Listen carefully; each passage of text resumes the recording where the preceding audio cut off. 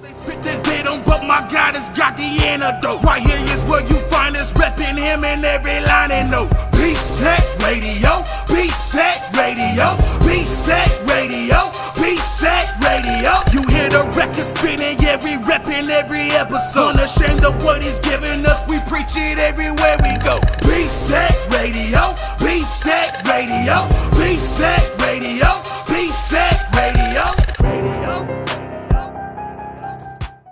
Well, let me ask you this. We had Buck Barnabas on last hour, man. And, you know, we talked about a few different issues, man. And one thing I asked him was if he felt like his label, you know, with Double Edge and what they're doing has been blacklisted, or, you know, people don't want to work with people because of certain stances and stuff like that. Let me ask you just real talk. Do those type of things happen in Christian rap? Like, you know, would there be certain people that you're like, man, I can't work with him, that's not a good look? You know, those type of issues happen, I guess, in Christian rap. Yeah, I think they happen in different ways. So to say they've been blacklisted, I think, in my opinion, that's a little. When we say blacklisted, we have to define what that means. Well, I mean, blacklisted means a whole industry is against you.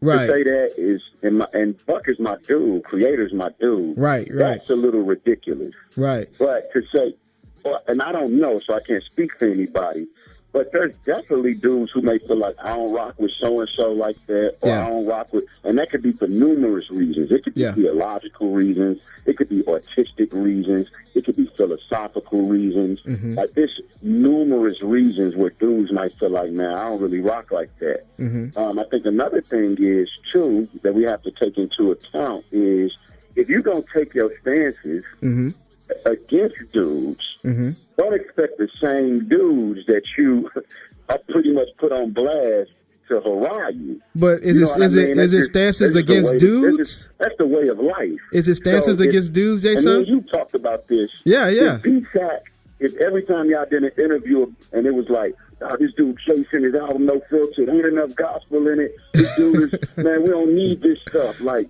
man, Christian rap is dead because of him. And I'll be honest, I'm like, so now you want, like, I ain't gonna be retweeting BSAC Radio. Right. You know what I'm saying? Like, but let me ask you this. You know, I see that there are stances against certain methods of ministry or pragmatism or things like that. I think maybe you guys internalize it as, you know, against dudes. You know, so if I'm a rapper and I have a stance against, like, man, I just don't like this because it seems like this method of evangelism is not biblical. Do you take that to mean like, man, this dude is against me because I do this method? Or can you see it as he's against this method? I think there's a difference. There's a difference in that. So there's a way we could take subliminal shots, and nobody's stupid. Like, so if I'm like, man, if I'm in a song like these radio stations talking about their coalition, like, you know what I mean? Really don't know nothing about the God who's risen. Like, you know what I'm saying? Yeah. You're like, hold up. Like, who you? Yeah, but come on, that's a direct. I mean, I'm talking. Like, we're not. That's there's different. A difference when you make a general statement. So in my song, I made a couple of general. On my album, I make a couple of general statements. One of the statements was, "Yes, I'm an artist. I speak from the heart, but you'll get the gospel when you get my art." Right. You know what I'm saying? So somebody could take that. Shot at nobody. Somebody could take it as one, though. That 5 years ago. You know what I mean? Like, so. To me, that's the same thing. Nothing switched to change. You know what I mean? Yeah. And I didn't want to aim that at anybody particularly, but I did want to take a stance for those who stand for what I stand for. So I think blacklisted, will there be a dude, if you, like, we know when dudes disagree, and sometimes we're vocal about those disagreements. And sometimes those disagreements don't allow us to hang and kick it and be as cool as we would as those that we actually do agree with. Right. No, I get that. We all do that to some degree. Yeah, we do. But what I'm saying is, you know, I feel like what can be perceived as someone's against me can be really, man, they just don't like this method.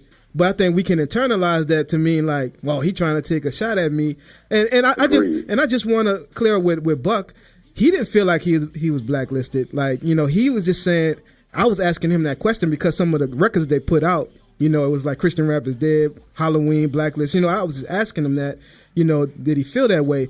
But I would have to say that probably is, you know, like you said, group of people that you wouldn't maybe work with. And I think it would be based upon like, you know, hey man, he don't like exactly what I'm doing, or he's made records that sound like he's talking about me when it may have been a method of doing things.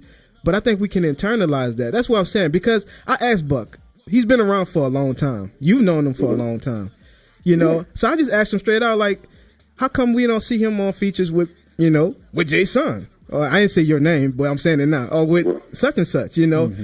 That seemed like there is something there. We talked about doing a record together. Like, so this is what we got to understand. Like, so there is a reality when we deal with music, and some of it's theological, some of it's artistic, some of it's philosophical. Right. You know what I mean? Because when we're arguing what's biblical and what's not in some of these areas, for some dudes, you know, their stances are different than mine, and whatever the case may be. Right. Like that. Those things do affect the ability to work together. Okay. I mean, musically, you know what I'm saying? Like, they just do. You know what I'm saying? So for me and Buck, you know, while I don't agree with some of his approach to that they've taken to everything, I do feel like, you know, a lot of what they stated, I don't necessarily disagree with. I don't disagree with the fact that, like, and I've said this a ton of times, like, I wouldn't work with a secular artist on my record. Yeah. Like, I wouldn't do that. You know what I'm saying? Right. So it's certain stances that I do have, and that I would stand firm on those stances. Like, that's not, unless I felt like, like, there's another, like, some of these things are just things we're still trying to comb through. And when I say we, I'm not putting myself together with nobody. So we're specific. When I say we, I'm not saying me and Reach. I'm not a we. They're not included in my we. Right. You know what I'm saying? Right, like, right. So I just want to be clear on that. Yeah.